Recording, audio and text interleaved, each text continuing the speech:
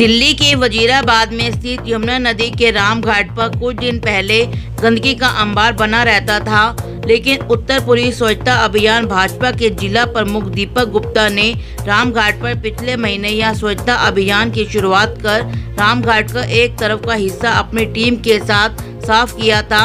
75वें स्वतंत्रता दिवस के उपलक्ष्य पर शनिवार को दूसरी बार राम घाट पर स्वच्छता अभियान चलाकर दीपक गुप्ता ने अपनी टीम के साथ राम घाट के दूसरी तरफ के हिस्से को साफ कर स्वच्छता अभियान अपनी टीम के साथ चलाया। बताया जाता है कि राम घाट एक आस्था का प्रतीक भी है और इस घाट का इतिहास भी काफी पुराना बताया जा रहा है, लेकिन दीपक गुप्ता की अनोखी पहल कर राम घाट पर स्वतंत्रता दिवस के मौके पर यह तिरंगा झंडा फहराकर झंडे को सलामी दी और राष्ट्रीय गान भी किया गया। इस मौके पर मुख्य अतिथि उत्तर पूर्वी दिल्ली से सांसद मनोज तिवारी पहुंचे और उन्होंने ध्वजारोहण कर स्वतंत्रता दिवस की लोगों को शुभकामनाएं दी और साथ ही राम घाट की साफ सफाई को लेकर और ये घाट एक पर्यटन स्थल में तब्दील हो सके, इसके लिए उन्होंने सरकार तक राम घाट की साफ सफाई को मुद्दा उठाने का आश्वासन दिया। इस मौके पर गोंडा से भाजपा के विधायक अजय महावर और उत्तर पूर्वी जिला अध्यक्ष मोहन गोयल भी पहुंचे। आइए सुनते हैं सांसद मनोज तिवारी, दीपक गुप्ता, जिला अध्यक्ष और विधायक अजय महावर ने क्या कहा।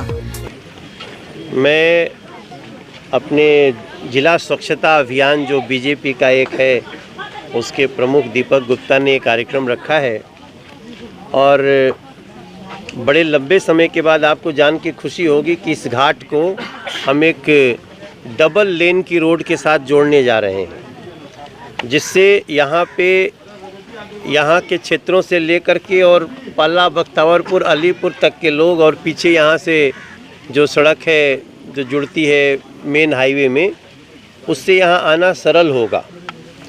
लेकिन आने के बाद जो तस्वीर दिख रही है वो तो बहुत दिल को दहलाने वाली है। और अब यहाँ आके हमको वो मुख्यमंत्री जी का बयान याद आता है ना कि बस 1 साल में यमुना जी स्वच्छ हो जाएंगी। फिर बोलते हैं अब 1 साल और दे दो, और ये 2013 से चल रहा है। देखिए, आप सबको ये पता होगा कि यमुना जी और उनकी स्वच्छता, उनकी तटों की सुंदरता, ये दिल्ली सरकार का विषय है और इसका एक प्लान बना हुआ है। हमने स्वयं अभी एक प्लान बना के दिया है यमुनोसा के नाम से, जो प्लान लगभग मात्र 2000 करोड़ के आसपास का है। लेकिन आपको 2000 करोड़ सुन के तो बड़ा लगेगा, लेकिन आपको ये जान के दुख होगा कि 10,000 करोड़ प्रति वर्ष इस पे खर्च हो रहा है। जल की स्वच्छता पे, उसके एसटीपी प्लांट पे लगभग 10,000 करोड़ रुपया हर साल दिल्ली सरकार इस पे खर्च करती है। हमने जब से स्वच्छता अभियान छेड़ा है, 14 जुलाई को हमने एक लेटर लिख के दिया था कि जमुना स्वच्छता अभियान को हमने जो जारी रखा है, हमने आदेश गुप्ता जी को ये लेटर दिया, उन्होंने एलजी को मार्क करके आगे आईएनओ को दे दिया और उसके बाद हमारे अध्यक्ष जी ने दिल्ली के अंदर यमुना की गंदगी को लेके होल्डिंग पोस्टर लगाए। पूरी दिल्ली के अंदर आज होल्डिंग पोस्टर आप देख सकते हैं। परसों आम आदमी पार्टी से सत्येंद्र जैन जी ने दैनिक जागरण के अंदर हेडलाइन लगाई कि जमुना की स्वच्छता युद्ध स्तर पे होगी और हम इसका जल्दी इसको साफ करेंगे। हमने अपील करी है प्रधानमंत्री जी से कि जैसे आपने वाराणसी के अंदर सौंदर्यीकरण करा है घाट का, ऐसे इस घाट का भी ये 1200 साल पुराना घाट है।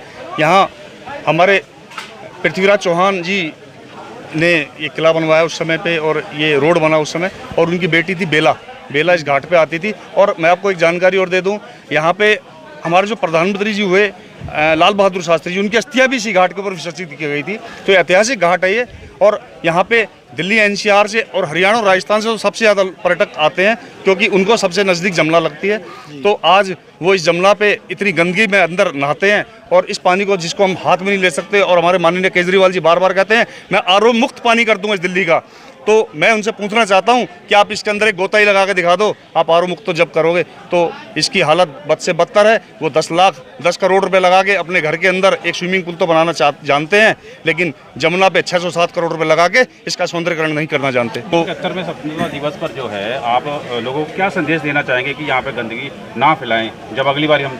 देखिए, मैं अपील यही करूँगा कि साफ़ सफाई का खास ध्यान रखें, जैसे आप अपने घर को साफ रखते हैं कोई भी चीज़ आप विसर्जन करने के लिए लाते हैं, यहाँ पे बहुत ज़मीन पड़ी हो, गड्ढा खोदो 2-3 फुट का, उसके अंदर दबा दो, तो मतलब जमुना के अंदर चलते पानी के अंदर वो गंदगी नहीं फैलेगी। क्योंकि उनको तो खुद सोचना चाहिए, जिसके अंदर हम गंदगी फेंक रहे हैं उसी के अंदर हम स्नान करें, उसी से कुल्ला करें, उसी गंगा जल को लेके हम अपने घर जा रहे हैं। तो ये एक बीमारी को अपने घर वापस लेके जा रहे हैं और बीमारी को पाल रहे हैं। तो मैं उनसे अपील करूंगा, इसको एक जगह पे डालें इसको, और पानी के अंदर चलते पानी में विसर्जित ना करें। ठीक। अभी तो भारतीय जनता पार्टी के कार्यकर्ता स्वयं सेवा करके यहाँ सफाई कर रहे हैं, लेकिन हमने अपने सांसद जी का ध्यान दिलाया है।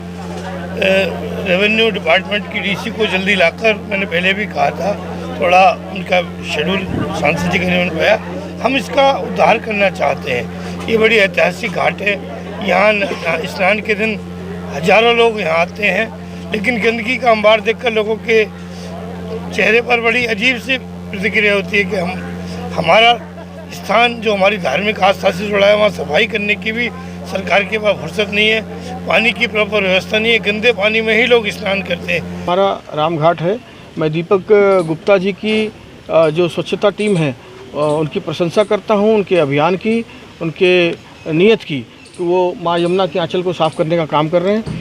मैं निजी रूप से, निश्चित रूप से, न केवल आधिकारिक रूप से पत्र लिखूंगा, निजी रूप से भी कमिश्नर से, मेयर साहब से, यहाँ के स्थानीय विधायक से भी बात करूँगा, और आवश्यकता पड़ी तो सदन के पटल पर भी इसकी आवाज़ उठाऊंगा। दीपक गुप्ता की रामघाट पर साफ सफाई करना ये अपने आप में एक सराहनीय कार्य है, लेकिन ये साफ सफाई की समस्या इतनी विकराल है और रामघाट के पास और भी कई घाट है जो कि गंदगी की वजह से बदहाल हैं। अब देखने वाली बात ये होगी कि क्या सरकारें यमुना नदी की साफ सफाई को लेकर गंभीर होगी, और दूसरी तरफ राजनीतिक पार्टियां चुनाव के समय यमुना को साफ करने के बड़े बड़े वादे तो कर जाती हैं, लेकिन चुनाव के बाद यमुना की हालत आपके सामने है, जो कि बेहद ही शर्मनाक है। टोटल खबरें दिल्ली से राजेश खन्ना की रिपोर्ट।